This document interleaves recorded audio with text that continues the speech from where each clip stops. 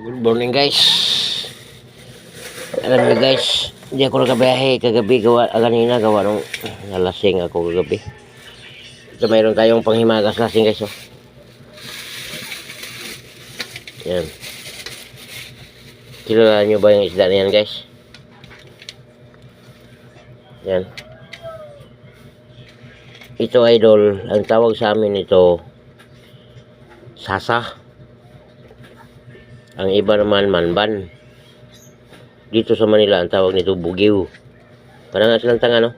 Bugiw ang tawag nila. Iba naman yung bugiw eh. Ngayon guys, ang gagawin natin dito mga kalangkada, sabaw. Tawag nito tinuwa ba? Haluan natin talbos ng kamuti. Tapos magkilaw tayo. No? Yun ang pinakalabis dyan. Ayan, no? Magkikilaw tayo guys na siguro yung kaya lang ubusin kasi yung iba kong kasama dito hindi naman kumikilaw eh. Ano, abangan nyo lang guys no? Para sabay-sabay tayo kumain.